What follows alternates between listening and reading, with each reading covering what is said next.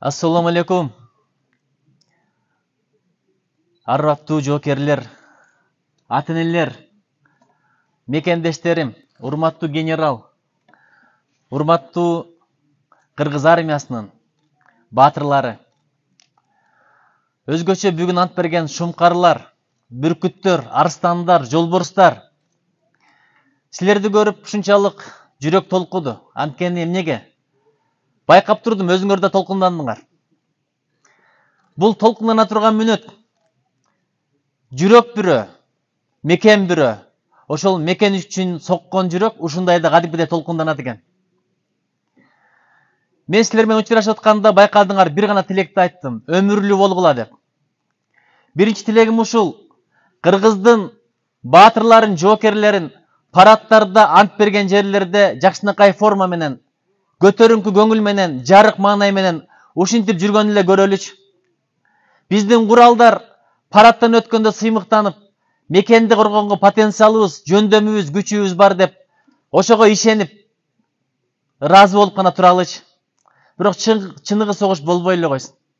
Өмүрлүү болгула. Жүзгө чыкканда бүгүн кантип ант бергениңерди эстегиле. Анткени силердин өмүрүңөр бизге абдан кымбат. Биз көрдүк чек арада кагылышта канчалаган мыкты баатырларыбыз, жигиттерибиз акыретке кете берди. Алар кетти, бирок аттары калды. Алар кетти, бирок жүрөктөрдө элестери калды. Ошон үчүн өлкөдө тынчтык болсун, асманыбыз ачык болсун. Менин бир тилегим ушул. Аркамды бир карап койгула. 1916 жылкы окуяга карата бул стелла, эстелик. Ушунун бардыгы эмне үчүн болгон? Элди жерди сактайлы, өз элибизге, өз тагдырыбызга өзүбүз ээ бололу деген ниет менен ошол мезгилде эл бир аракет кылган экен, бирок аягы кайгы менен бүткөн, гам менен бүткөн. Ошон үчүн кыргызда бир сөз бар. Кайың барбы кыргыз балта чаппаган дейт. Өрөн барбы кыргыз каны акпаган деген бир сөз бар экен. Мындан ары кыргыздын каны акпасын. Өлкөбүз бар, туубуз бирөө, гимнибиз бирөө. Азыр байкадым. Гимн жаңырып атканда көп адамдар көкөрөккө колун алган жок. Өзүңөрдүн эркиңер, бирок бул мыйзамдын талабы. Мен башка элдерди көргөмүн. Түрктөр мына алдыда чоң иш-чара кылып атат. Эгерде залда 20% түрк болсо, 80% кыргыз болсо, кыргыздын гимни жаңырса жалаң эле музыка чыгат, бирок түрктүн гимни жаңырса ырдагандардын үнү басып кетет. Мекен ушунчалык сүйүшөт. Мекенди биз сүйбөсөк ким сүйөт? Гиминди биз кастарлабасак ким кастарлайт? Тууну биз бийик желбиретпесек ким желбиретет? Ошон үчүн биздин кылганды балдар көрүп турат. Гиминге сый-урмат көрсөтүп коелу. Ушул гиминге жетели деп, ушул тууга жетели деп, канча замандарды өттүк эле. Ушундай жоокерлердин канчасы акыретке кете берген. Манас атанын тагдыры эмне болду эле? Тайлак баатырдын тагдыры эмне болду эле? Курманбек баатырдын тагдыры эмне болду эле? Чолпонбай атанын, Дүйшөнпул атанын тагдыры эмне болду эле? Ошолордун тагдырын көрүп туруп, бүгүнкү гимнге сый-урмат көрсөтпөсөк, бир аз кыянаттык болуп калат. Муну мен айтпаганда ким айтат, берекелерим?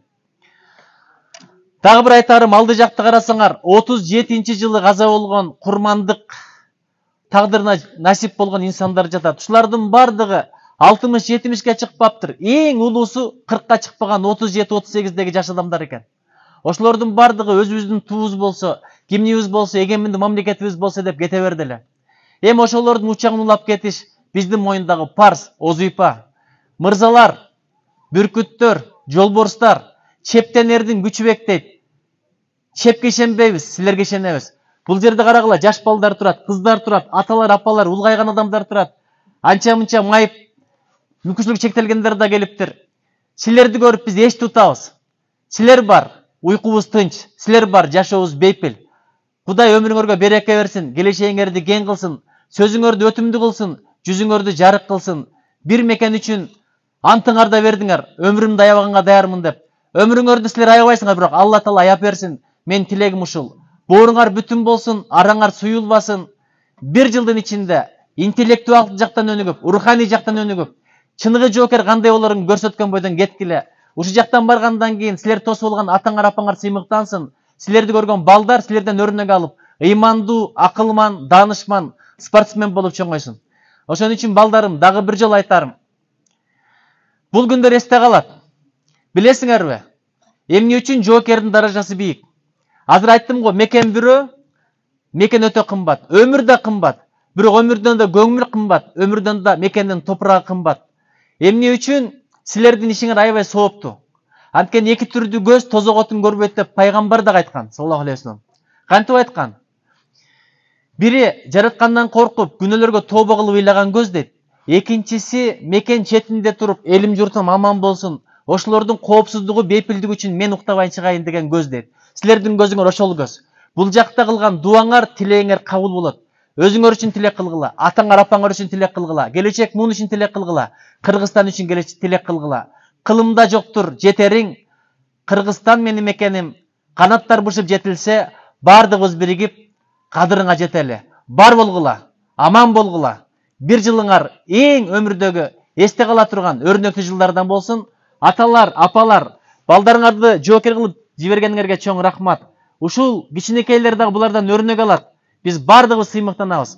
Силердин даражаңар ушунчалык, баягы Баткен окуясы болгон күндөрү мага көлдөн бирөө чалыптыр. Жигиттер даярбыз мекенди коргоп Лелекке барганга дейт. Бирок бир өкүнүчүбүз, кантип мылтык атканды билбейт экенбиз. Барсак жөн эле пушечный мясо болуп туруп берет экенбиз дейт. Ошон үчүн бардыгыбыз ушул аяктан өтсөк жакшы болот эле деди. Силер бул жакка баргандан кийин башка мырзаларга караганда алда канча даражаңар бийик болот. Урматтуу генерал Турат, бир убактар болгон. Эгерде армияга барбаса, кыздар турмушка чыккан эмес экен. Апаңа жетиш үчүн 3 жылымды кетиргенмин деп Морфлотто кызмат кылган бир ата айткан экен. Силер баргандан кийин келечектеги жакшы жених да болосуңар. Бааңар ачылсан, бар болгула. Чоң рахмат, урматтуу генералдар.